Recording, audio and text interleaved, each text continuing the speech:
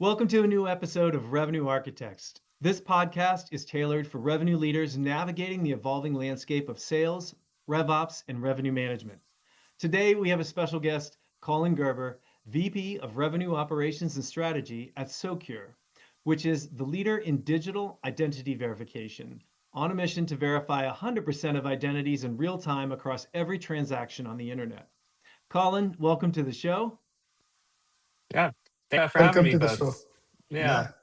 So, you have a long history in sales and revenue operations. So, tell us what drew you into these roles. Yeah, totally. Yeah. I think it's rare that you get someone with, I would say, 15 years of, I would say, pretty concentrated, hardcore revenue ops and like sales ops experience. When I came into the workforce in the late 2000s, I had a choice very early on to either continue more in, I'd say, down a marketing path or more of a sales revenue path. The company I was working at the time, it was very early stage. I was just raised Series A. It was originally a Spanish company.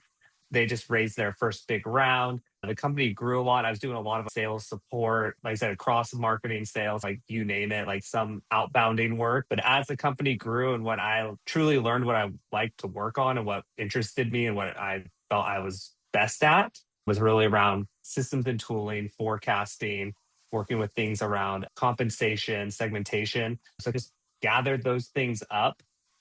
And lo and behold, I find out that the stuff I'd gathered up was sales operations, which was something that was like just being crystallized at the time. Rebranded myself as sales ops. And as the company grew into that role, and then subsequently over the last 15 years, progressively worked in sales ops and then into the shift into revenue operations through early, mid, late stage companies. Two days that went IPO when I was there, so Uber and Affirm. So really Mhm. like when I'm handling like full stack revenue sales operations across the spectrum. We talk about SaaS, SMB, mid-market, commercial, enterprise, like mega enterprise. So selling into a lot of different types of customers, a lot of different types of industries, a lot of different types of products. But there's a lot of sprinkling of, I would say, security, like SaaS security-based solutions. And that kind of brings me where I am today, which is Socure, as you mentioned. We are a digital identity verification provider, handling things like payment transaction security, online digital identity for like government, state institutions, online gaming, like gambling is actually a really big Sure. vertical for us, traditional banking, Mhm. fintechs, you name it. But yeah, so like my remit today is, like I said, like very much full stack revenue operations. So across three pillars, go to market strategy operations. So that's really your classic sales ops, CX ops, marketing ops. The Mhm. second pillar being what I call commercial systems and tooling. We are a Salesforce shop, so Salesforce, everything connected into it. Our GTM productivity stack, AI orchestration, CPQ, CLM, BI. Third pillar being what I call performance pay and analytics, quota compensation, headcount planning, weekly operating reviews, board materials, investor decks, like I was just working on. Really, that is like that third pillar. So, like the analytics. So, across all those, that is my remit, pretty wide, but that's what I do today. Okay. Welcome. First, welcome to the show. Colin, I'm Thank very you.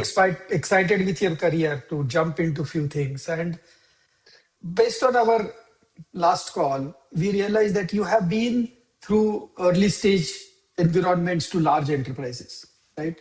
And one thing that keeps coming up is always about forecasting, which depends on having the right deal context. So, my question to you is how do you really identify and gather deal context in a very centralized place to improve first forecast accuracy, but more importantly, also converting this quantitative data? We have calls, emails, meeting notes, decks into a very measurable quantitative signal. How do you do that? Give us some insights on that. Yeah, I put some shape around that. Really, at the end of the day, forecasting accuracy isn't necessarily a judgment problem. I'd say it's more of a system design item or overall philosophy. At least for us here, more context doesn't equal more signal. There's a very fine line between signal and noise. And really, Mm. the approach we've taken most recently is looking at the lake of context we have across the CRM and all the connected tools. It's not really like the amount of emails you have, the amount of calls you have, the amount of stakeholders you have, or even the amount of internal people working on a deal. It's a matter of extrapolating out what is the necessary information, what are the levers you have identified internally, either through anecdotally, through like conversation, figuring out like these are our levers, or doing like a regression analysis on like the deals we have won and the deals we have lost. So that's really where I was mentioning at the top of the call around how we're doing a lot of AI orchestration today. That's not really adding more tools or more functionality into our stack, but that's creating that layer across our existing systems and existing contexts to proactively identify those signals, remove friction from the process, add certainty to the actual forecasting based on real time analytics and signal that actually informs us to have a more accurate forecast. So, like I said, it's not based on the judgment necessarily of the field, but giving them a tool to like better inform however they are forecasting their pipeline. So how do you differentiate between this noise and signal? I think the noise versus signal is really what we call internally, we call a signal. Like we really break it out into a few buckets. There is a GTM execution. That is really like how the deal is running through the process. That's pretty straightforward if you have a really well-defined sales process with a RACI of roles and responsibilities on who's supposed to be doing what. And that really comes down to having a clear view of for this type of deal, be it new business or upsell, this type of company, like what is the account team, who needs to be involved where. And then I said it's a RACI, so there are DRIs, but there are people who do need to be informed and vectored in at certain times, and really delivering those signals to those cross-functional partners. So it's not all hands on deck for every deal. It's vectoring in the right people at the right time to get this specific deal over the threshold and to the finish line.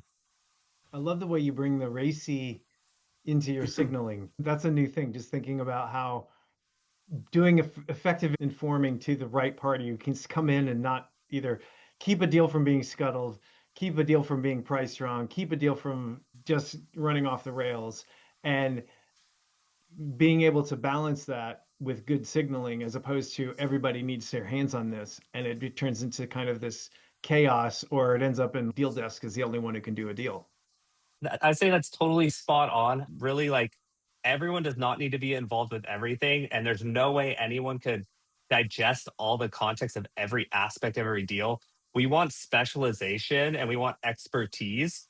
We don't want a bunch of generalists essentially working on a deal. We want like I said, the right people in the right place at the right time so they can actually handle more deals at any given time as well. We're operating more in, say, the upper end commercial, very much enterprise. We're doing probably, I'd say quarterly, about 80 transactions. Probably about half of those are new customers, and we're talking pretty large ACVs. So those are just very heavy cycles, and our product is fairly technical. So every deal is going to have a pre-sales solution consultant, a data scientist to actually analyze the feedback data or the POC data. We're going to have a platform solution consultant, essentially like working with the pre-sale team to design the solution. And then on top of that, yes, we have deal desk, we have legal, we have a couple layers of sales management. And then of course we have our post-sales team where we have to do an implementation. We have to decide like, is there going to be dedicated CSM support here? Is there going to be a dedicated post-sales SC, because this is a fairly complex customer. We want to make sure they have the support they need to be successful and ramp up because it is a consumption-based business. It's really only as good as your time to revenue, not only getting it implemented, but getting it implemented in a way that the customer is seeing value and increases their utilization of the solution. Very cool. Yeah. I guess another thought about that is, as you said, if you're usage-based, being able to understand how to get the signals to get a client to grow, to get a client activated, get them moving, using it more. The whole point is for them to use it and use it well. So it seems like your revenue management is expanded across just getting a deal. So when you're in growth phase, get a deal, and now you're like, no, get usage, which is deal plus activation. Exactly. And this is probably my third fully like consumption-based business. But one thing that we have put a lot of thought into and done really well is at the end of the day, our bookings, they are a forecast. We're going to say the customer's going to be calling us like this amount of time a month. And like, these are the modules they're calling. So that really comes down to like very clear solution design and putting in a system in place where, prior to a deal closing, we understand exactly what solution we're selling, what it's actually solving for the customer. And we sell our solution in like workflows. So what are the discrete workflows and the actual modules associated with those, and what do we actually expect, or how many like decisions, because each workflow ultimately ends up in a decision, like this is a good identity, this is a fraudulent identity, but like how many decisions each workflow is calling, and which of our 35 standard modules, they don't always call all the modules, like usually we're seeing like 5 to 7 modules per workflow, but how much are going to be calling these workflows, that actually does inform, like, once we close and implement a deal, we are forecasting against the revenue against that design. And that allows us to see which solutions and workflows ramp quicker, which ones we're not seeing any ramp in, what needs to be addressed here, or like, what should we be selling these types of customers? Because we're like still learning a little bit how to actually design these to solve specific solutions. There's a number of ways these can be approached. It is also a way for us to gain signal on positioning future deals based on what we're seeing with our forecast against our revenue for things we have sold previously. See, one question I have is, since yours is a consumption-based model and we have a couple of customers who have the same thing, the big question comes in that during deal closure, you have all of these assumptions. This is how it is going to work. But actual revenue might really depend upon how the usage happens. So the question is, do you guys correct the revenue forecast on a monthly or a bi-weekly basis and give that guidance to finance? And if yes, what is your process? How do you do that? Yeah, that's a super great question. And my organization has a very tight relationship with our finance or FP&A function. We jointly hold a monthly forecasting cadence. Essentially, we call it our bar realization meeting. That's essentially what I was just discussing, looking at what we've sold, what's the performance to date. We have an understanding of what the ramp should look like. So we know like a customer is going to be doing 100,000 calls a month, probably by month 6 when they're fully ramped. But we do have milestone like budgeted ramp in there. And we track against that at the opportunity or contract level. And now we actually are looking specifically at the solution and workflow level. So that level of granularity is crucial for us to actually understand post-sale what's actually going on with this customer. Are they doing what they said they were going to do, what we actually forecasted them to do, versus does this need to be addressed?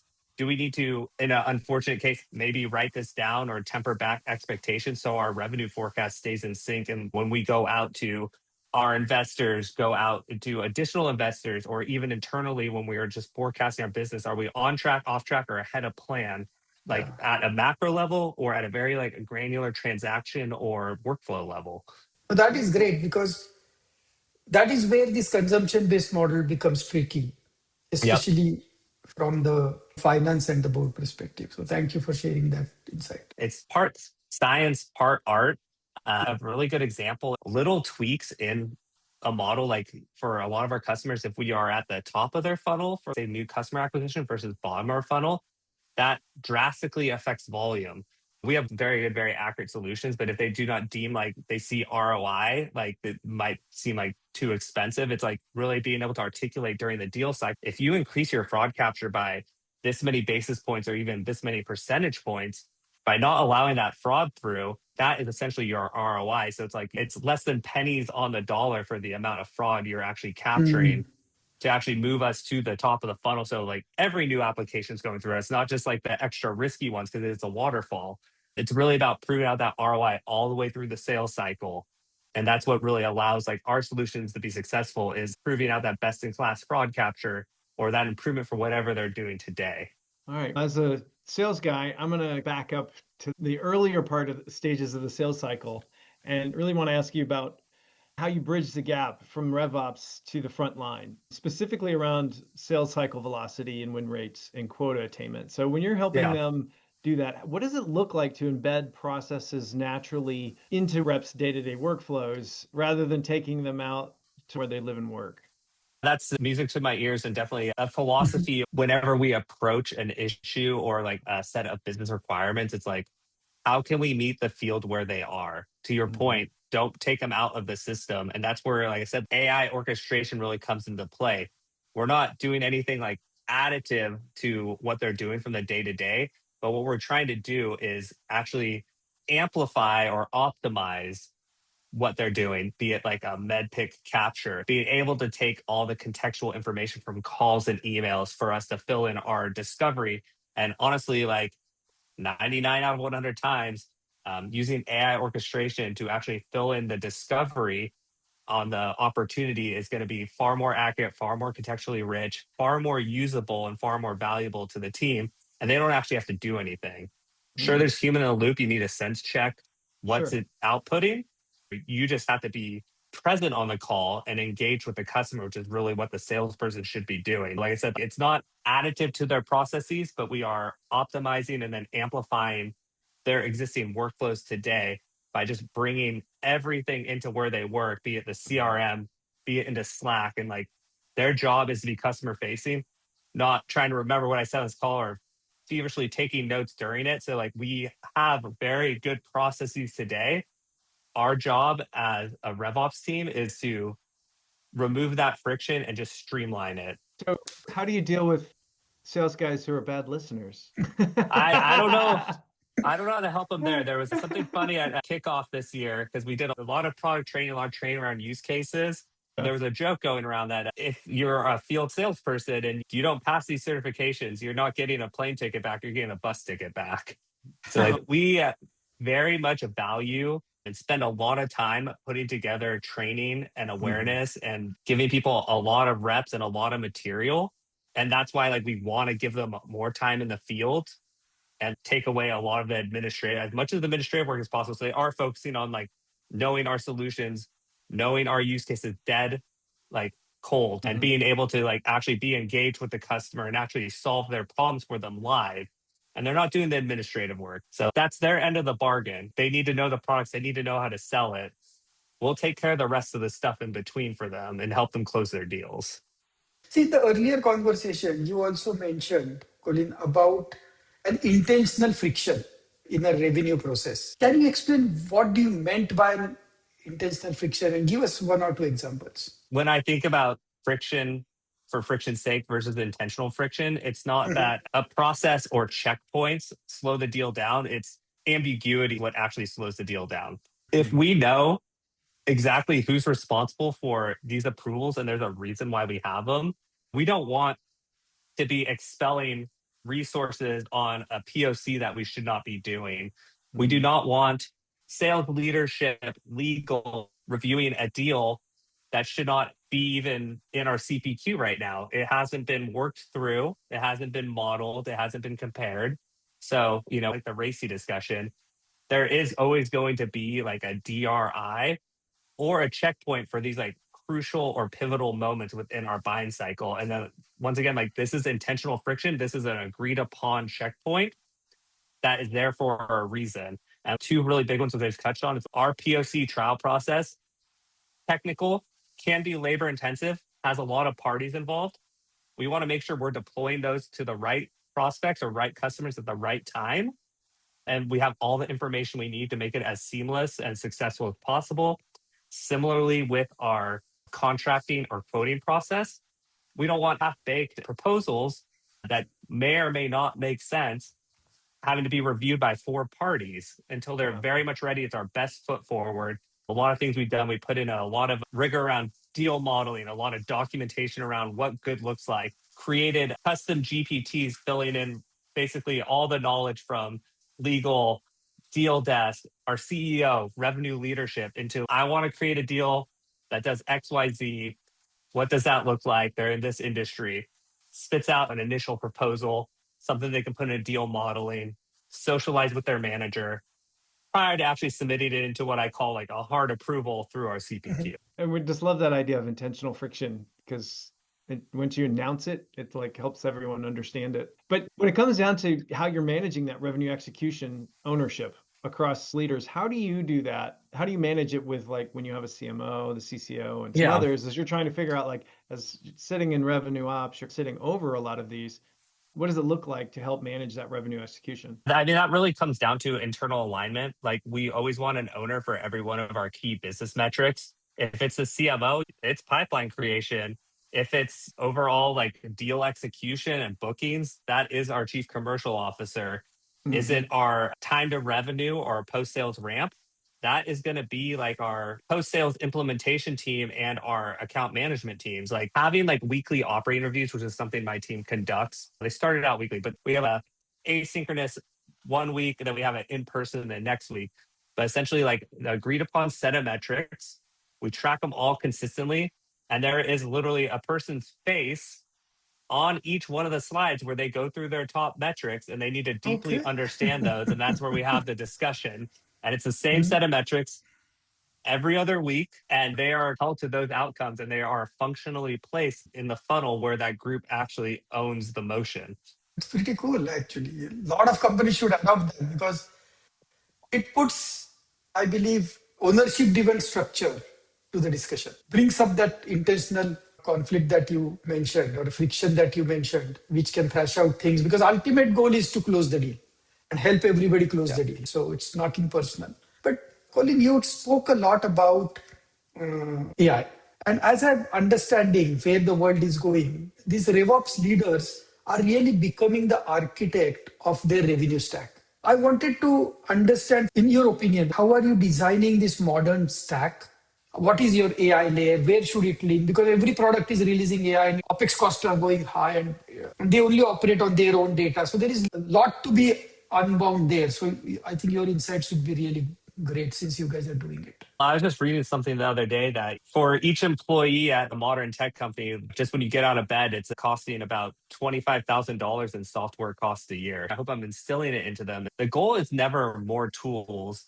The goal is actually coordinating the tools you have into a unified intelligence layer. So when I was talking about signal versus noise and right signals to the right people, it's more, like I said, it's a question of AI orchestration, but not AI for AI's sake. Like there are tons and tons of these AI enabled GTM tools out there. A lot of them could end up being a point solution. And if we think about our stack, I don't even think about it like a top to bottom stack. I think about it like a wheel. So it's like our CRM is the middle of that wheel. All the spokes going off of it, there's probably a correct number of spokes, but adding more spokes to a wheel doesn't necessarily help it.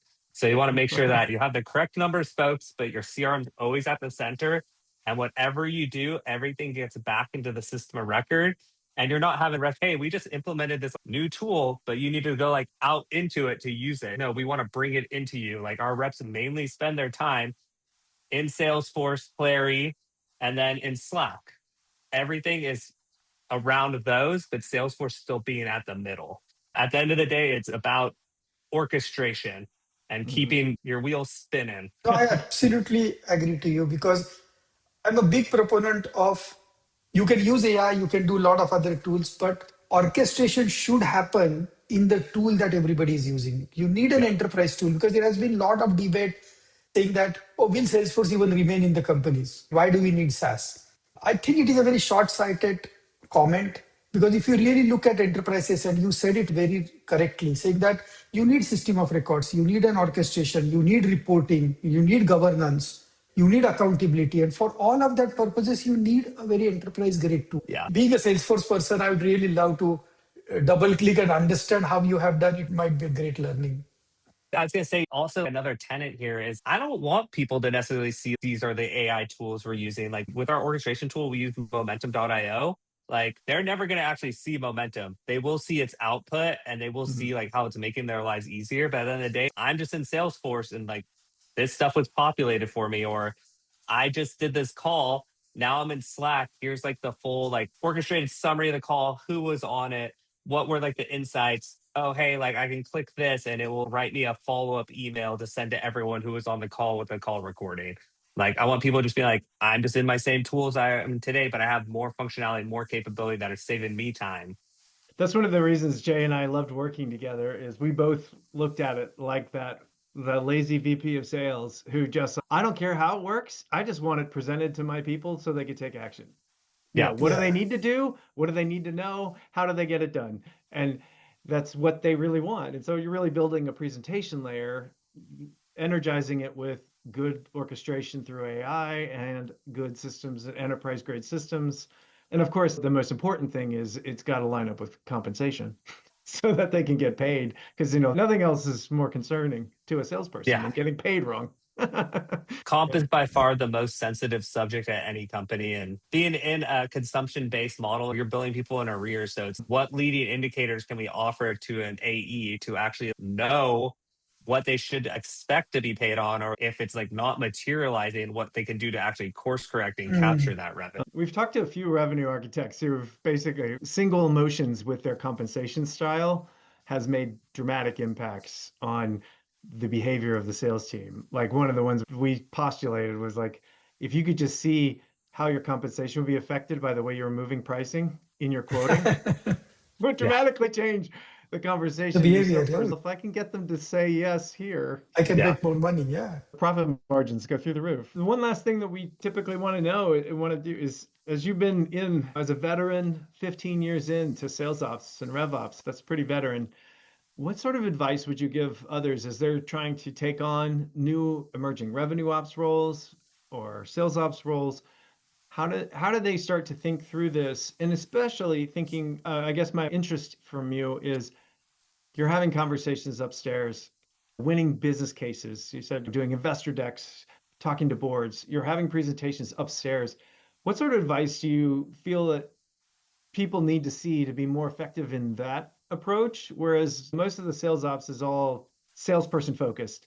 How is it when we're starting to go, okay, what am I trying to tell upstairs so that I can do this better? Yeah, I mean, that really comes down to two things: audience and level of precision. There's going to be a variable spread depending on what it is, but then there's also going to be outside level of precision, there's level of detail, and that goes with audience. Who am I presenting this to? What would resonate to them? How much do they even know about our business? Like our actual like current investors, there's a level of detail where they will just be lost. Like at the end of the day, they just want to know like 5 things and go down like maybe 1 click. I think a lot of people, at least myself earlier in my career, I had a tendency to want to go down 4 clicks and be like, that's too much information. Of course. You know Yeah. it. You're in it. You're in it every day. Yeah. Like you live and breathe it. But it's just understanding the audience and just thinking about, be it if you're earlier in your career or you're starting to build out a revenue operations org, just like really think about what that org should look like, or how I think about it with like my team. It's like at the end of the day, you look at everyone's time as like a pie chart. There's pretty much always going to be about 50% of it, which is operational. You want to shoot for maybe about 35% as like project or initiative based work. And that's the work that actually makes that 50% more powerful, or like you're able to do more with that 50%. And then you're always going to have the 15-20%, which is like ad hoc and you never know what's going to come up, but you always need to reserve that amount of time. But the key piece there is that 35% of the initiative-based, project-based work, like setting a very clear roadmap so you can increase the capacity on that 50% operational and continue keep progressing the business and keep doing more and more with your same level of resourcing. The answer should not always be adding heads. It's like, how can we do this better? What are we doing today, which is highly manual, like repetitive, like either internally as a RevOps team or the GTM team you're supporting? How can we make that efficient and turn that 50% operational piece and keep like growing the capacity in there with the project-based work and still allow for that time to breathe and work on ad hoc stuff, take on other strategic initiatives. But like when I really think about like developing a team, that's where my mind always goes to. Gotcha. Okay. Excellent. Jay, do you have any other questions? Oh, this was very nice. Thank you for sharing all your experience and wisdom, Colin. I don't have anything more, Steve. All right. Thank you so much for your wisdom. And we really appreciate you giving us the time to hear it and explore it a little bit more. And we wish you the best of luck. Thank you for checking in and watching our podcast. We ask you to like and subscribe, share it with a friend, help another sales op or RevOps person out. And we'd love to catch you up on the next episode. Thanks so much and have a great day.